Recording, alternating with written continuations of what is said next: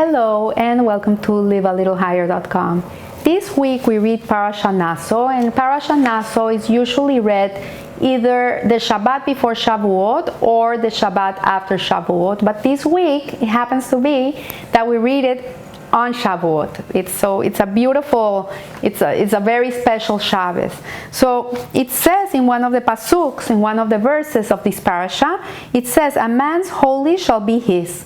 And so what the Hafetz Haim explained that this verse means is that the pasuk teaches us that an object or an endeavor which a person consecrates for sacred use is what actually belongs to him, and this is what ultimately accompanies him to the eternal world of the Olam Haba, of the world to come.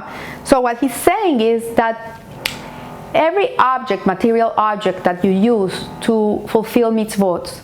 So for example, you have your car and you're using your car to drive an old lady to the doctor, or you use it to go and visit sick people in the hospital, or you use it to go to a shiurim, or you use it to take children, do carpool and help your friends take their kids to their homes, or you use it for good things.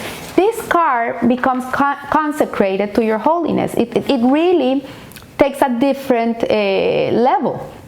Also, your actions take a different level, and this accompanies you to the world to come, to the world to come. So this means that the only objects that endeavors that we may call ours are those which are linked to a spiritual goal. So it's funny because I think it was Montessori. He was asked by the Queen of England how much he was worth. And he answered her a certain amount of money, and he was a very rich man. And the Queen of England said, "Oh, you're really being funny with me. I know you have much more money. This is not what you're worth."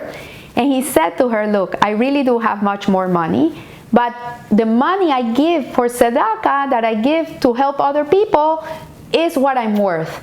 This is what I'm worth. Not the money I have, it's what I use that money for. That's what gives me the worth." So indeed, in his Ahavat Hesed, the Hafetz Haim underscores this issue. He writes, "Who is greater than Hillel, who certainly had sons who were holy Torah scholars, which in itself is a great merit for the Tanakh. Yet it was Hillel who declared, 'I'm ein ani li mili.' If I'm not for myself, who else will there be for me?" So what he's saying is, Hillel, is that yes, maybe I am a Torah scholar and my kids are the sons of a Torah scholar, but if they're not working on themselves, they're not constantly learning and doing acts of love and kindness, then what's the point? Like, I can account for myself, but I cannot account for them. I remember a story of Rabbi Riskin. He's the rabbi of Efrat. He was a young boy, and his mother took him to buy his bar mitzvah suit. And after that, they went to a store that sold what's the name of this? I don't know, I forgot the name. It sold cakes. Sold the delicious babkas. Babkas is the name. So they sold babkas. This was a babka store. It was a very famous store in New York. So she took him there. This almost 13-year-old boy goes in, and he's looking for the ashgaha in the store to see that it's a kosher store that has a seal from the rabbis, and he doesn't find it. So he looks for the owner of the store, and it's this Israeli man, bald Israeli man. And he says, "I'm sorry, do you have an ashgaha?" So the Israeli man says to him, "An ashgaha? I'll show you an ashgaha." And he takes him to his office, and he shows him a picture of his great-great-grandfather, who was a Talmid Hacham, a rabbi with a long white beard and a big kippah. And he says, "This is my ashgaha." So Rabbi Riskin, at that time, 12-year-old boy, almost 13, looks at the Israeli man and he says, "I'm sorry. If you were the one that is talking to me, if that man in the picture is the one that's telling me the story is kosher, and you're the one in the picture, I would believe him. But if you're the one that's running the store, how can you say that, look at the ashgaha, and your great-grandfather had the merits of being who he was, but you haven't done what he did?" So I cannot trust your kashrut. So this is what Rabbi Hillel is saying. Like, yeah, I can say my great-grandfather, he was a great rabbi. And yes, many of the goodness in your life come from his merits. They come because it repays. But in reality, we're each one are responsible for our own goodness and Torah values. So there's a story here of Rabbi Eliyahu Eliezer Dressler, Shlita, and it tells that he used to live in Israel for a while. He went to yeshiva there, and he said that he had never seen so much goodness, the quality of the goodness that exists in Israel, in Jerusalem, is nowhere to be seen anywhere else. Like the sensitivity of the people when they do kindness, it's like in a different level of what we think it's kindness. So he says that that amongst the many anecdotes he related about meeting interesting people, the way they did kindness, he remembers a man that was a very rich man, and he had this mitzvah he did that when he was gonna marry a child, and he had 10 children, when he was gonna marry a child, it's a custom that one has to give new clothes to every person in the family, if you can do it, right? If you can do it economically, it is a mitzvah, it's an obligation that each person in the family should wear a new garment. It has to be given a new beautiful garment for the wedding. And so what he did was that he went a step above, and when he married his children, he would obviously make these beautiful clothes for his family, but if he was marrying a daughter, he would go to the orphanage of the girls, and he would like make new dresses for every girl in the orphanage. And if he was marrying a son, he would go to the orphanage of the boys, and he would give new clothes to all the orphans in that orphanage. And it says that this man was not satisfied with merely having new clothes made for his children. He gave to the orphanage. So Rav Dessler observed that he had yet to see such acts of goodness in Europe. He had never seen this thoughtful and elevated sensitivity towards the way of giving. But the man one day confided to him that he never felt, like at the end, he never felt he did enough. That it was not enough. He said to him, the clothes made for my family, I used the finest silk. I gave them the best garments. But the garments he had sewn for the orphans were made of simple linen. What bothered him was that the clothes he had made for his family were not destined to last very long. Like, you know, silk is a very fancy material, but it's very delicate. It doesn't last a lifetime. And the garments that he made for the orphans were quite special, since they would accompany them to the world to come. So if he would have been a better businessman, he would have spent even more on these garments. They were his ticket to paradise.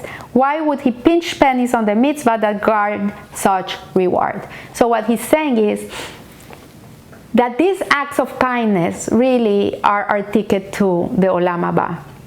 And sometimes we're stingy with them. Like he says, if I would have known this is my ticket, I wouldn't have just given them linen garments. I would have made even better garments for them. You know, it is what it is. Some people, for example, it's where you put your value, need mezuzahs for their home. For example, they need 10, 11, 12 mezuzahs for their home. Each mezuzah is $100 and more. If you want a good mezuzah, can cost $200, $300 from the sofer, not from the store. And when you make the sum, you're spending, I don't know, $5,000 on mezuzahs. And many people get like, how can I spend so much on a mezuzah? You know, but they don't mind spending $5,000 in a new TV or in a new stereo system or in their furniture. They give it in a jinx of a minute. But what they don't understand is that the ticket to heaven is not the TV, it's the mezuzah.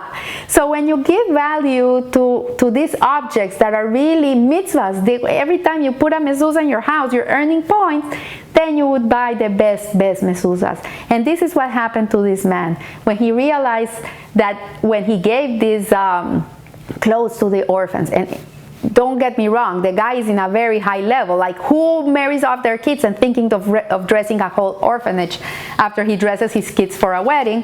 He's in a very high level, but nevertheless, he realized that his ticket to heaven was these clothes for the orphans. He would have made them even more expensive clothes.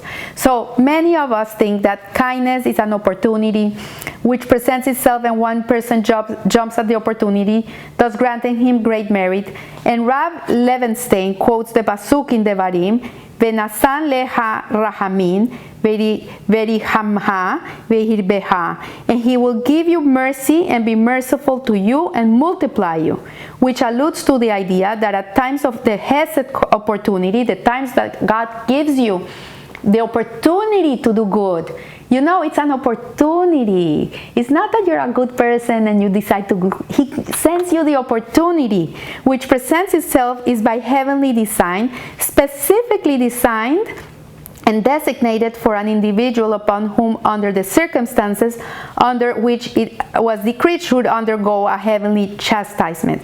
So sometimes Hashem sends you an opportunity to kindness, because he has to chastise you a little bit. He has to make you, but if you take the opportunity of the goodness, then he can take away the chastisement. So every time that someone asks you, can you pray for this person? Can we do this?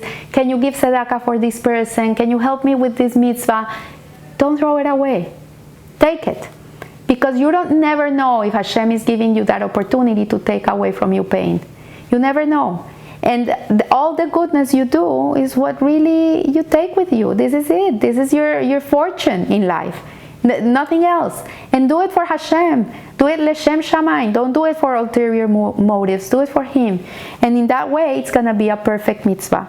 So, by finishing here, he says, but was awarded the hesed in the attempt to circumvent its effect on the individual, thereby sparing him a dose of adversity. We never know what our acts of hesed will achieve. We never know the goodness we do, what will achieve for us. And the beneficiary, nor do we will realize that it is an opportunity which was availed to spare us from perhaps being on the receiving end of the acts of hesed of someone else.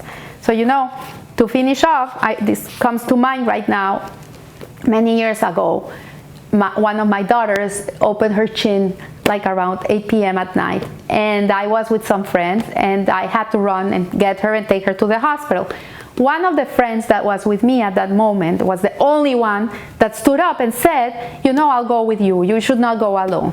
The rest stayed to have their dinner, and she came with me. And it was 3 o'clock in the morning, and they hadn't even taken her in. We're in the emergency room. They haven't even taken her in. She was around 8 years old. And then suddenly another couple that my daughter was playing with her daughter when this happened arrived at this emergency room at 3 o'clock in the morning, and they were like, what are you still doing here? This was a time where there was no cell phones. So, what are you still doing here? I said, I don't know, they haven't taken me in. So they said, this is incredible, this shouldn't be. They put us in their car with my friend, my daughter, them, and they drove me to another hospital, a children's hospital, and we arrived there right away. They took her in, they stitched her up, and by 4 o'clock in the morning, 5 o'clock in the morning, we were back home. It happens to be that many years later, this is unbelievable, her daughter, my friend that came with me, to come with me, to be with me, and the son of this couple got married. So you see, an act of kindness so many years before, an act of kindness, a good friend, someone that came so I wouldn't be alone. She was with me till 5 o'clock in the morning, and this couple that were caring, that they were worried about me, Hashem gave this gift to them. Their 2 children got married, and they have a beautiful family. So every time Hashem sends you the opportunity to do something good, just run and do it. Don't even think about it. Don't contemplate it, because the Yetzer Hara will get into you and will say, oh, maybe later, you're too worried, too busy right now, maybe someone else will take care of it. Run and do it. Run, because you will never know why Hashem is giving you this gift. So I wish you a blessed week. I wish you a Hag Sameach. You should have a blessed Shavuot. Receive the Torah with a lot of love and joy, and live a little higher. Thank you.